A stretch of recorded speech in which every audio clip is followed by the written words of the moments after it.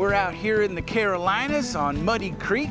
We've got all kinds of different equipment lined up. We're gonna show you how to gold pan. We're gonna show you how to sluice. We're gonna show you how to high bank. We're gonna show you how to dredge. We're gonna show you all kinds of ways of getting gold out here.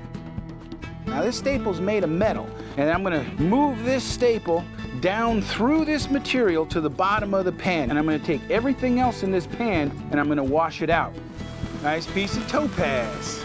Yes, Sluicin's really nice. You can hear somebody sneaking up on you. If they're sneaking up trying to steal your gold from you, you can hear them coming. More material, more gold. There were panning gold right here on this property 19 years before the California gold rush. I don't mean somewhere in the area, I mean here. Oh yeah, oh yeah! Yeah, buddy. Beautiful yellow gold.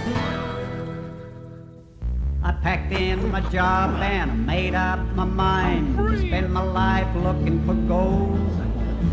That old gold bug really bit me good, and I'm doomed, so I've been told. That's not good. I got metal detectors up the old yin-yang, a gold dredge and a four-wheel drive. I'd be better if you shot me, 'cause gold fever's really got me, and I'm hooked as long as I'm alive. Get some gold.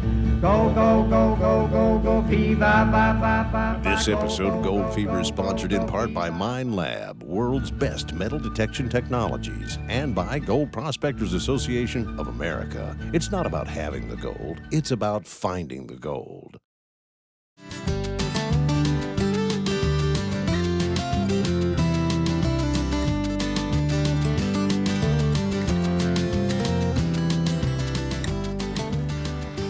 Well, welcome to Gold Fever. I'm Tom Massie. We're going to be showing you how to get that gold on today's show. We got a whole bunch of equipment lined up. This is going to be really educational out here today.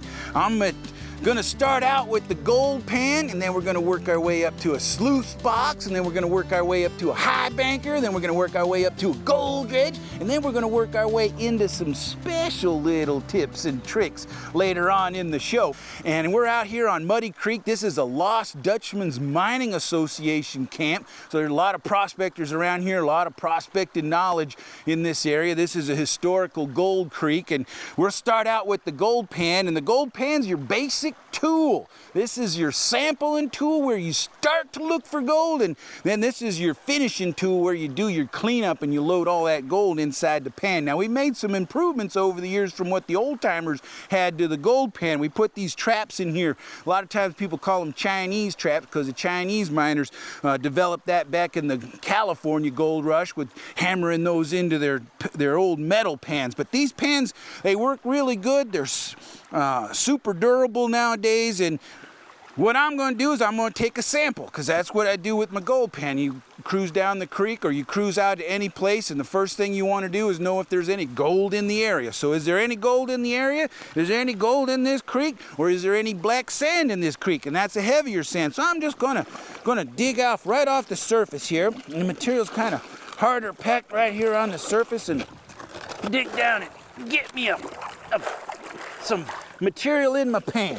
Now, I'm not expecting to have no bonanza in here.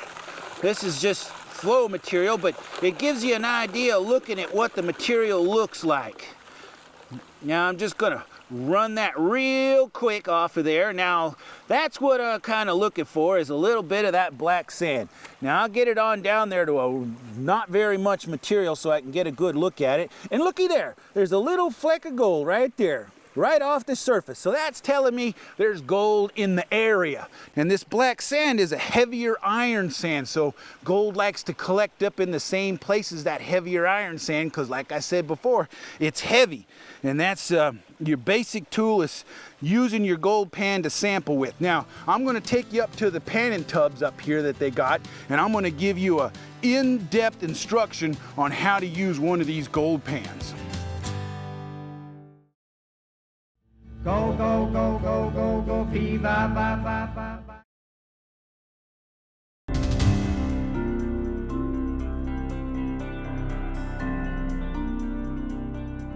Well, we made our way up here to the Pannin tub, And I've got some material here inside my pan, and I'm going to show you how to pan, but I'm going to show you something else. I'm going to take this staple right here, this old little staple. Now this staple's made of metal.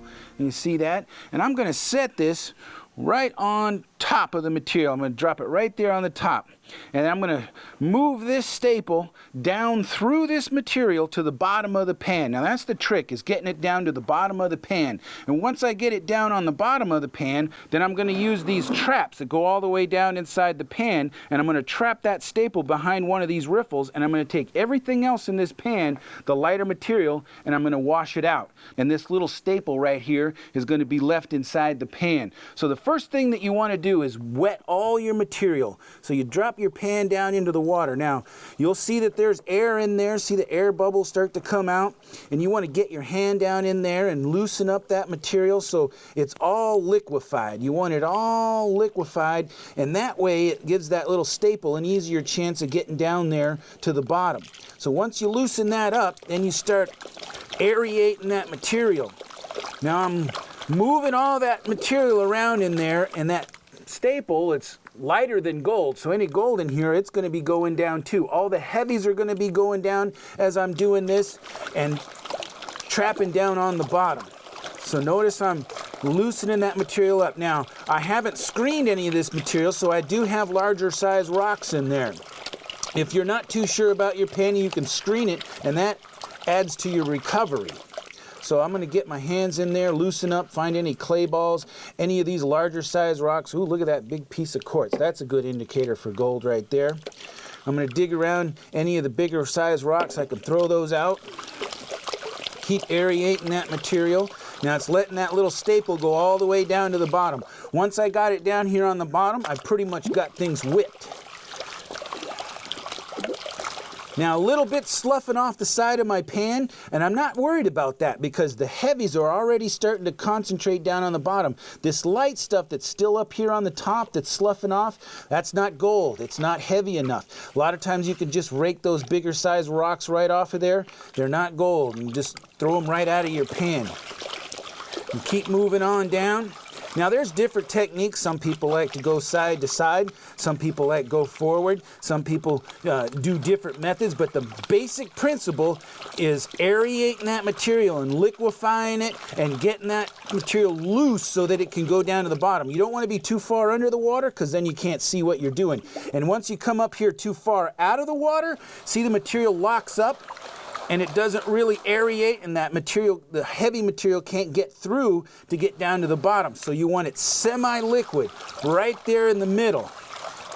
Your material is almost loose like water. Now I get it down here to the point where I like it, and I've got all my heavies on the bottom. Now I'm going to use these traps right in here, these riffles. And I'm going to trap the heavies right in behind this riffle. I want that focal point, that first riffle is where I want all my heavies. So I turn it around here, point it in the direction of my riffles, and I start slowly working my material off the top of those riffles.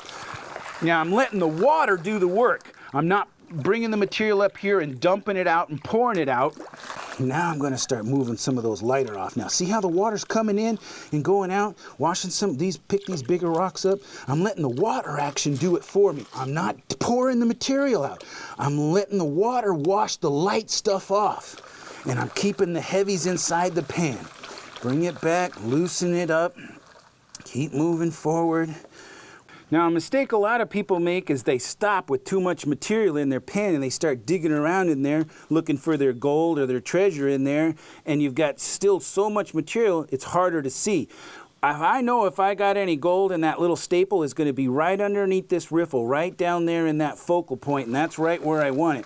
So I'm going to keep working it on down, keep re-stratifying, bring the material back, slowly letting the water wash the light stuff off.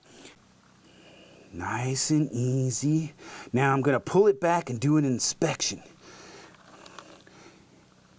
Fan the material back. Now, here's that staple. And we did a good job of trapping it down on the bottom, and then underneath these riffles right here, your gold, we've got a little bit of gold here in the pan, and that's nice to see. Now, the thing about getting gold is you want to get more gold.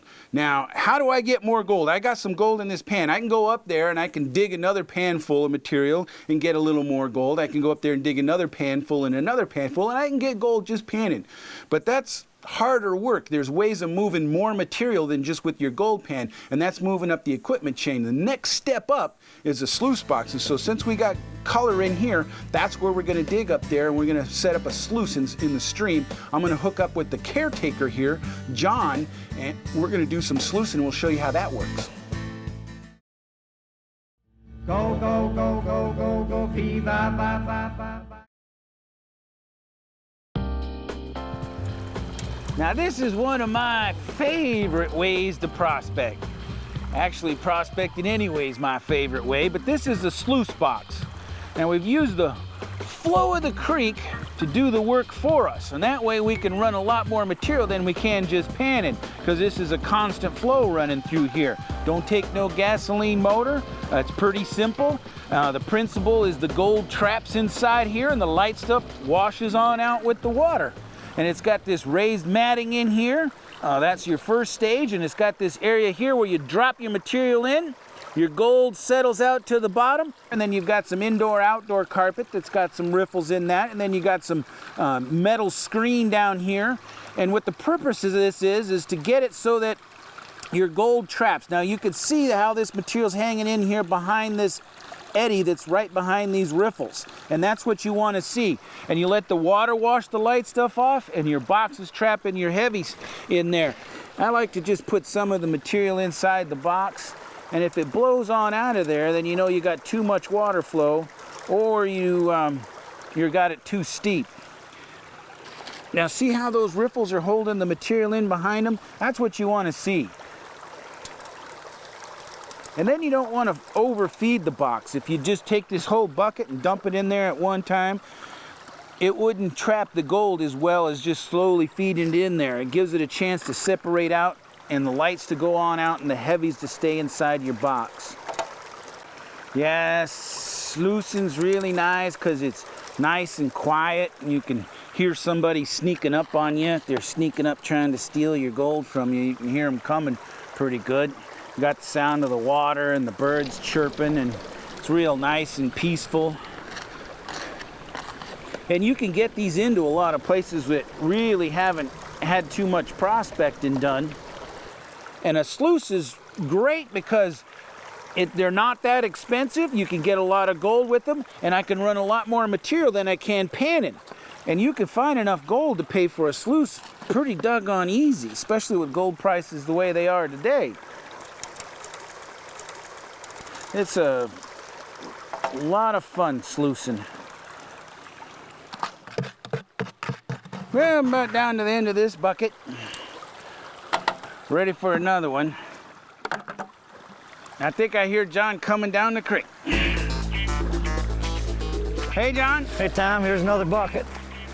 John's the caretaker here. How many years you been prospecting, John? Over 20. Yeah? It's been over 20. Been at it a while. Yep. Found some gold? A little bit in my day, yeah. Yeah? First thing I said was, you're gonna be part of the show. You said, oh, you're gonna get me to do the digging, so you're keen to this. That's all right, we'll dig for you. Show us where you're digging up here. Okay, come on.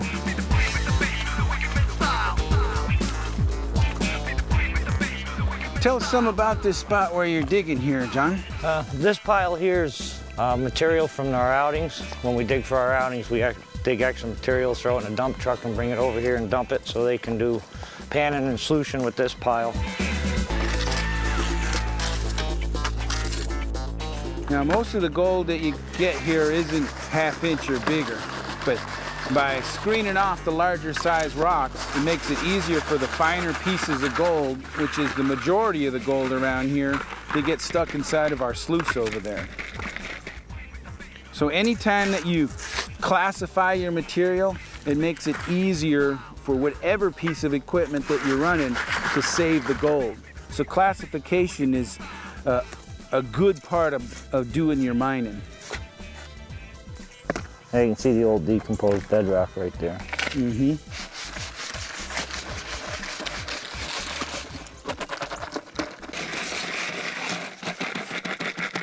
What's your favorite way of getting gold, John? My favorite now is dredging. It's a whole lot easier. You say now, what was your old favorite? Well, I started out just like everybody else with a sluice box. And it just took me time over the years, you know, a little more gold, a little more, progressively getting higher and higher. Yep. All right, it's looking good. All right.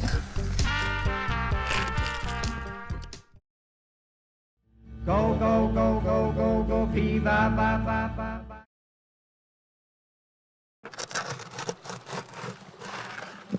ba. Getting down to the last part of this bucket.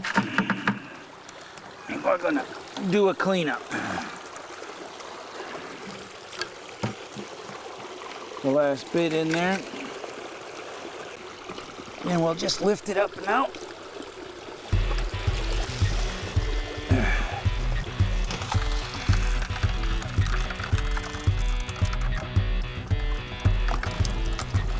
And put all of our material inside a bucket.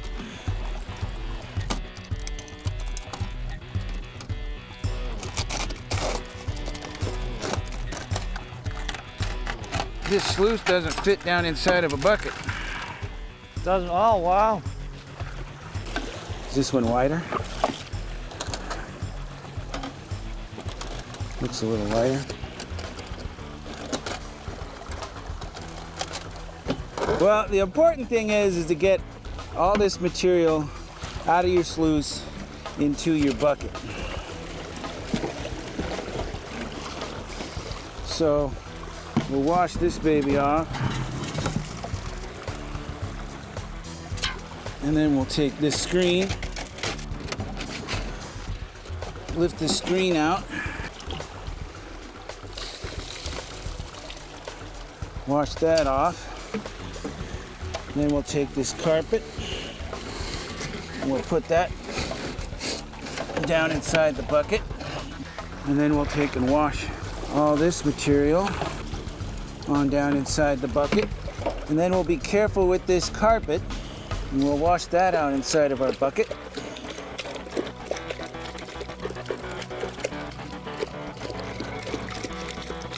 It's a pretty simple process. It's just saving the material that you concentrated down. You gotta really It's real fine gold here. Now we've got all our material inside of our bucket, and we're gonna take and pan this material. Ooh.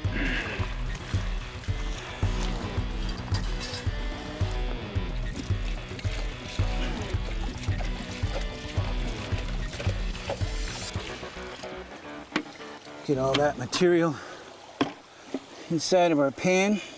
Now this is what they call concentrates. And it's material that's been concentrated down. So you want to be a little more careful with this material. So I'm going to use a safety pan here. I'm going to pan from one pan. Don't get away from me, pan. I'm going to pan from one pan into another pan. And that way if I lose anything, it'll go right into my second pan. Aerate the material. That way I don't have to worry about losing a thing. Look at all that black sand. And yep, there's the little specks of yellow gold. Right there, you can see the yellow stuff and that's gold. A little flake right there, all kinds of little fine gold. A little piece of, looks like almost wire gold right there. You ever see any wire gold come out of here, John? Yes, sir. Yeah, and that's gold that really hasn't been crushed up that much. It hasn't traveled that much. It's still kind of in the matrix. So this, we've gotten some gold. We run some buckets through, and that's more gold than just out there panning. And we've concentrated this material down. From here, you move on up to running even more material. So that amount of material, if we ran more material, we could get more gold out of it. And by running more material, that's a high banker. And we're gonna go take a look at that next so we can run more material. Oh. Go, go, go, go, go, go, fee, ba, ba, ba, ba, ba.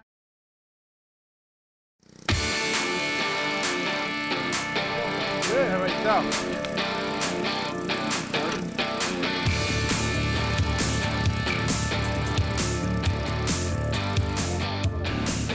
Well, these folks here are with the Florida chapter from Orlando, and they got a little outing going on here, and they're running some of what we call high bankers. Now we got a whole variety of different ones operating out here.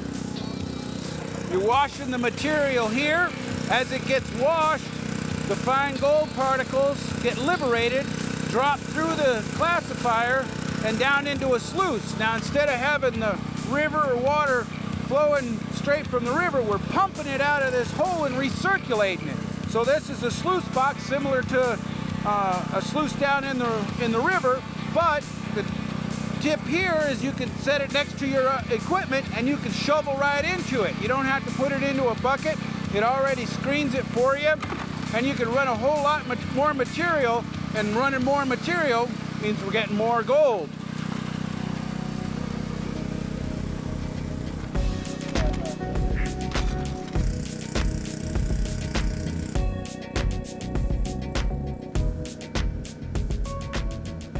Well, we've come over here to the high bankers, and it's a high banker is called a high banker because you're working bank material that's up high, and you can run a whole lot more material than you can with a sluice because you can shovel right into it. This is kind of a specialized piece of equipment you got here, huh, John? Yes, it is. You got a, this is set up to catch gemstones too. Yes. How does it catch gemstones? Well, we throw the material in the same way we always do, except breaking out the back side of the high banker, we flip it up, and all the rocks fall on this plate. And then we get to peek through for gemstones and rake it off. Now, how do you know what you're looking at when you look at a gemstone? It takes a little bit of practice. Some are shiny, you know. It just takes a trained eye. My wife usually is out here with us, and she picks out the gemstones, but I'll do my best to keep an eye out for them. And then inside here, underneath this gemstone catcher, you've got a nugget box that's got riffles in it.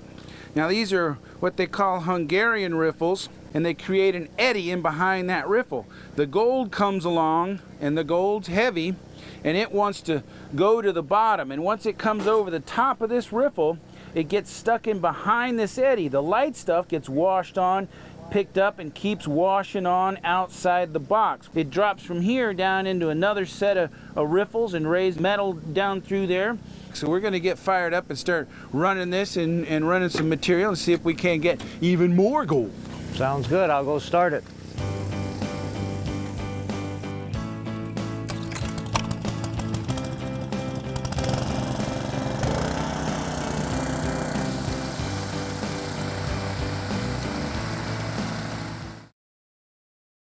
Go, go, go, go, go, go, fever, ba, ba, ba, ba.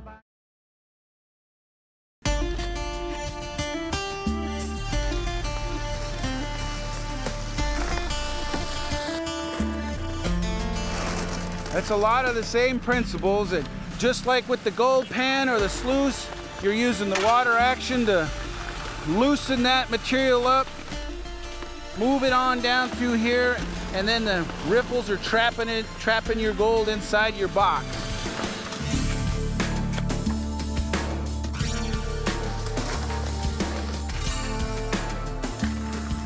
Yeah, you can see you can run a whole lot more material with a rig like this.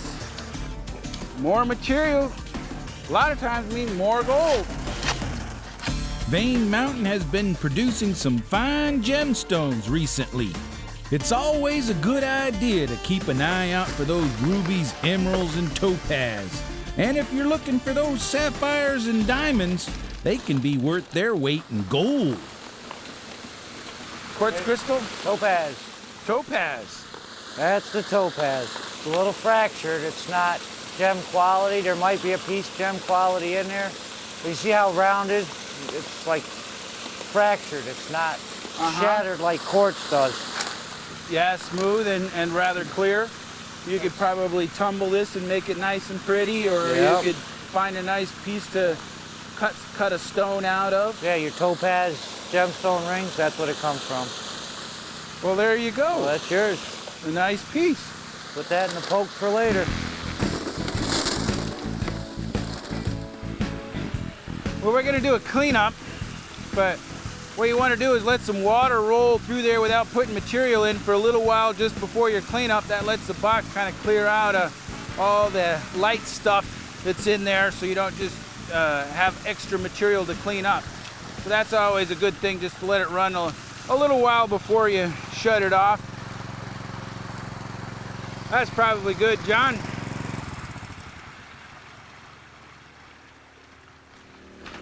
I don't know, I never cleaned one of these up before. We'll start at the top and work down. Take the plate off first. As you can see, we got material. Just loosen these nuts here. Spin right around.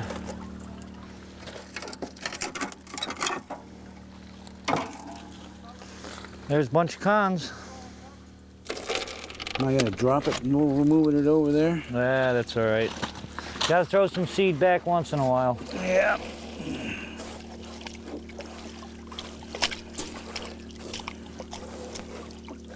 See, this is a rubber mat, and it's got these little slots in it, and the gold, it creates a little eddy in behind there, and the gold gets trapped in there, and the light stuff washes out. And then you have this indoor-outdoor carpet. You want to wash that stuff real good, and your heavier gold will work its way down in there and get stuck inside that woven material. Coming down. Okay.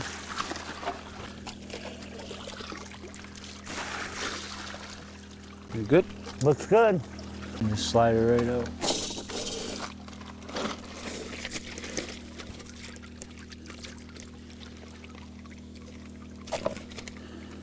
That's what I'm amazed about this box. It really doesn't hold a lot, but it holds the gold.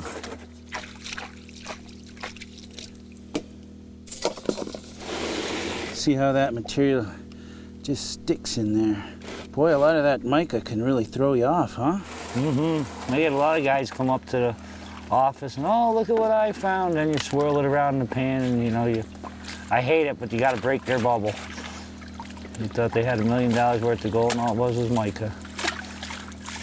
Well, it wouldn't be worth so much if it was so easy to get.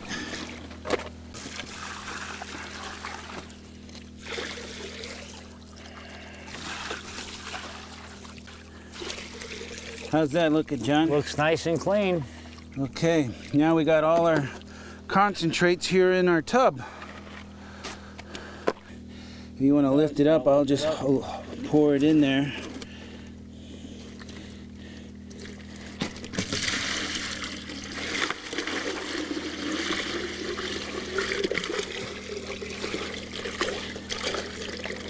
The technique is not to spill any out over the sides and to get it all in the bucket.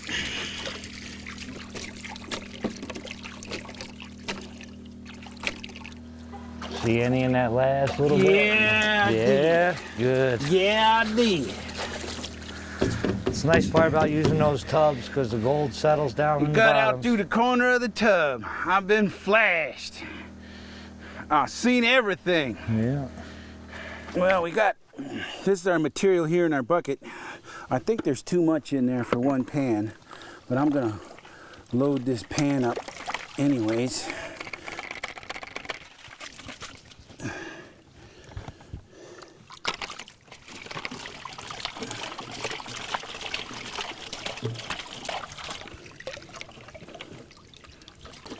Here we got our material in a pan, and we got it inside of our tub. Now that's a load of material there. I'm gonna lose some out panning it, but I'm gonna give her a go here so we can take a look. Ooh, that's a heavy pan. Ooh, that's heavy.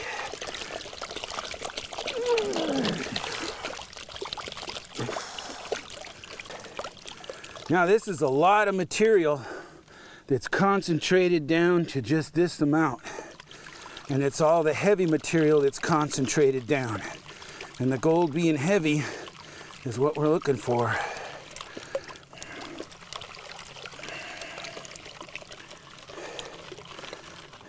Now I got all my material going into my tub, so I don't have to worry about losing any. And there's yellow chunks of gold. Yellow pieces. Now that's high banking. More material, more gold. From a high banker, you know, you can keep getting bigger and bigger and bigger pieces of equipment.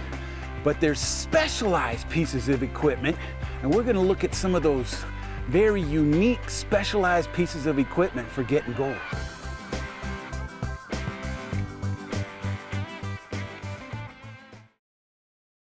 Go, go, go, go, go, go, fee, ba, ba, ba, ba, ba.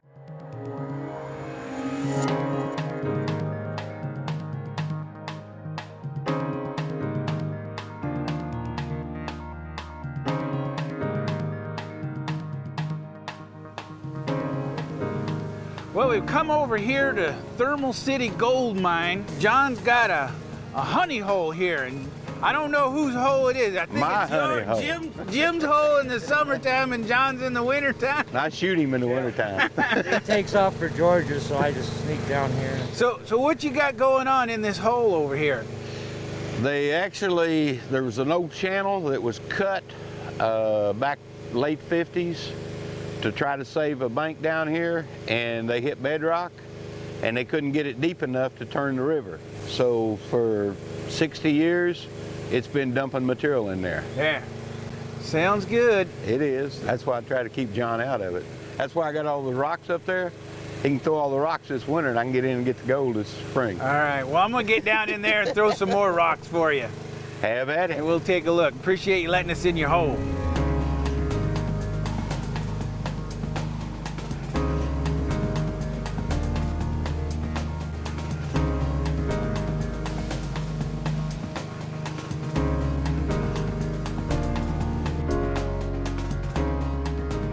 Well, we've come over here to John's 4-inch dredge, and they call it a 4-inch because of the size of the nozzle here. That's 4 inches across here, and that's the reason why it's a 4-inch. And you get a 5-inch or a 6-inch, that's the distance of the nozzle. And they're pretty simple pieces of equipment. You got this pump and motor, and what this does is this runs a impeller in here that sucks up water out here, and that water sucks up and runs through this impeller and creates a high pressured water shooting out of here into this hose. And that high pressure water coming out of this hose, coming into this jet right here, creates a suction out there on the end of the nozzle, and that could give you the ability to suck up material. As that material sucked up, it goes through the hose, up through this jet, and then is deposited here inside of our sluice box. And this sluice box is similar to the other sluice boxes that we've seen earlier. It's got the Hungarian riffles in there where you've got the eddy in behind there. It's got the classification for separating out the larger size rocks, and it makes it pretty simple for, you know, being down there. Ain't got no shovel work. No shovel work, you're floating.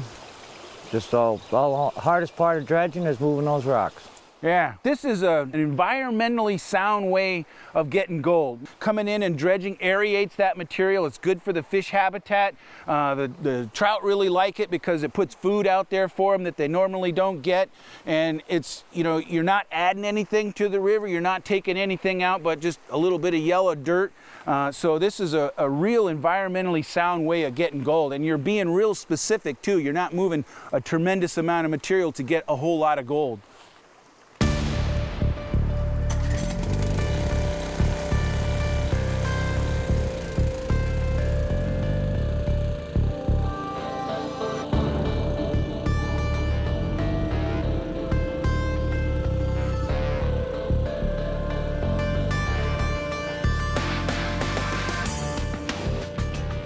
It's important not to dilly-dally around when you're on the front end of the nozzle.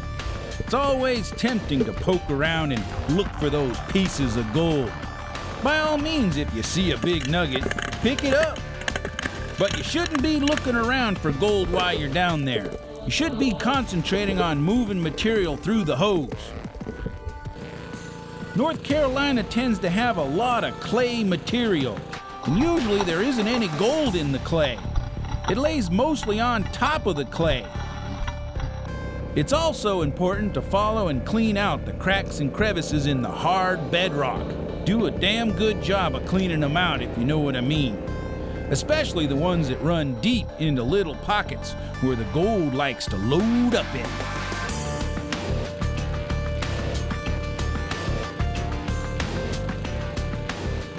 Well, we've been dredging for at least 2 hours now here at Thermal City Gold Mine, and as you can see, Tom's still back there dredging. We just can't seem to get him out of the water. So he's having fun. Every once in a while, he'll stick his head up and give us a thumbs up.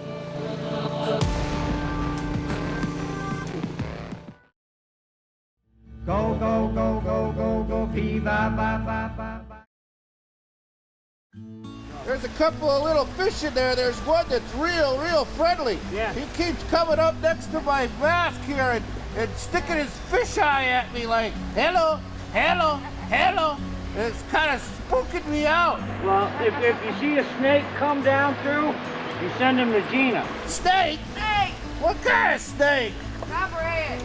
You didn't say nothing about no copperheads when I started into the water. Well, we figured we'll let you get under first. Ooh, that's some dredging. Ooh, that's a lot of fun. There's some pretty nice color coming out of there. Yeah, there's quartz stringers running through there. There's soft bedrock. There's hard bedrock. There's granite bedrock. Yeah. Yeah.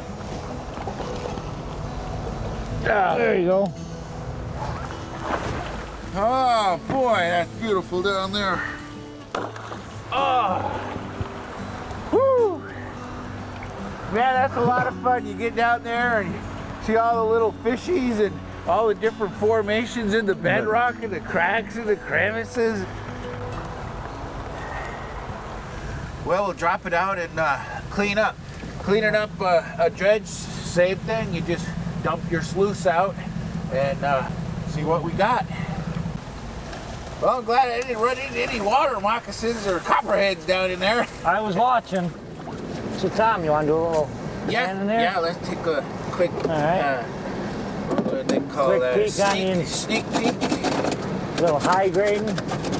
This is the front part of the box, so this is where you want your majority of your gold is right up here in the front.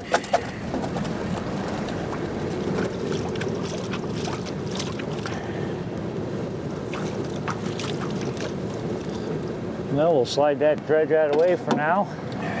Let you pan that out and see what we got.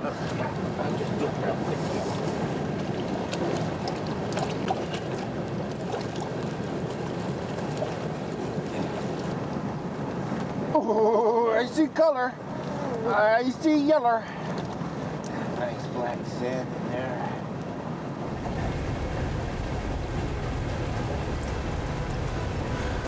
Oh yeah! Oh yeah!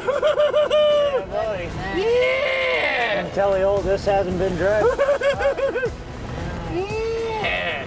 Beautiful yellow gold all through there. And this is lead shot in here.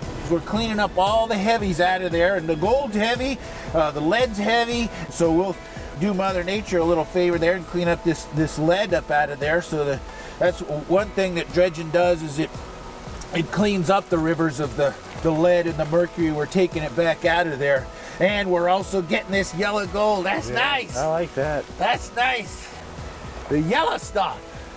Well, we'll take this and dump the rest of it out, and we'll clean it up. We got a whole bunch more to pan too. Yeah, and then we're gonna go down here to Thermal City and chat with the folks down there and show you a little bit around Thermal City. There's definitely good gold here at the Thermal City mine.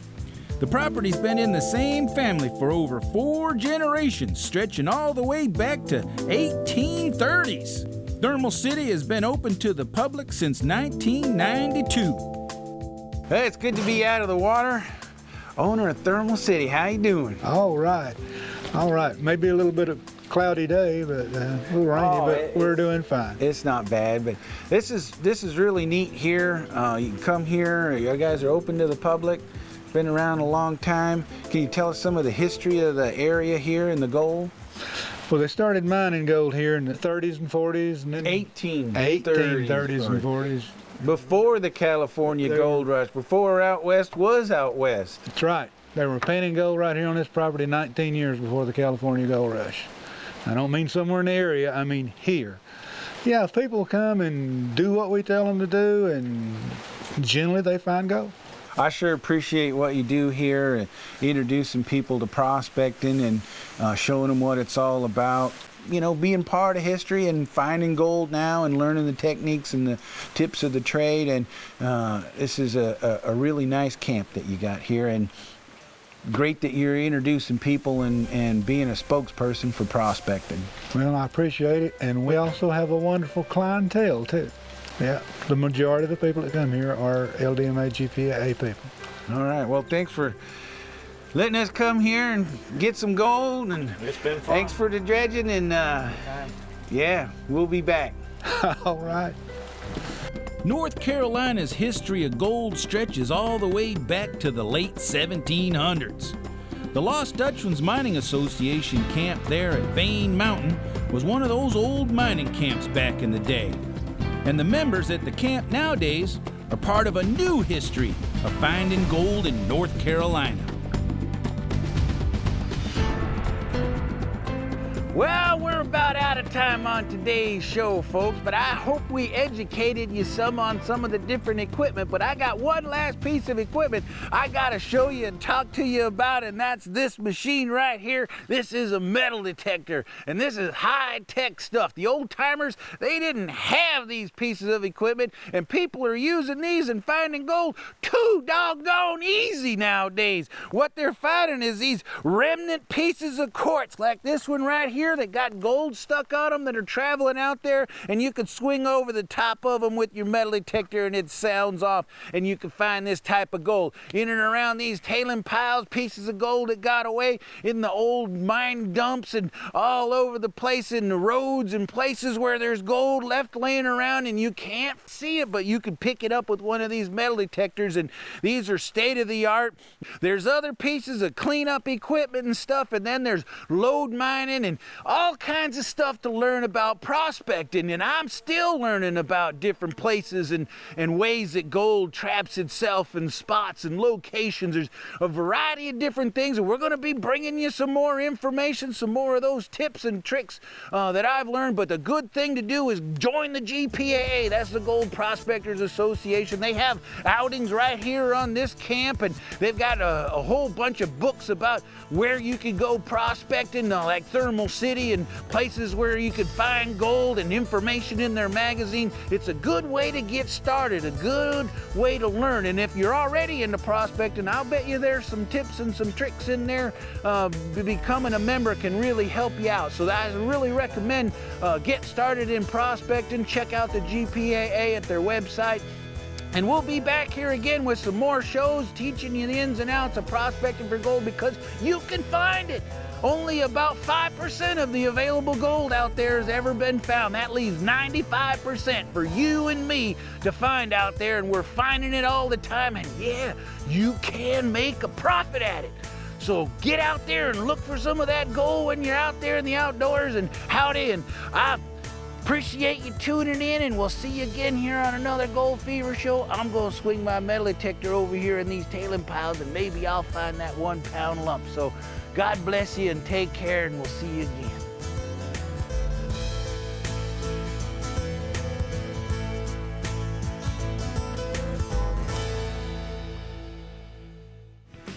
Take it on down so you can really see what's in there. And I didn't save the little staple. Well, there's yellow gold in there, but there's no staple. Now you pull your material back. Damn, did I lose I lost the staple again. That staple's hard to catch.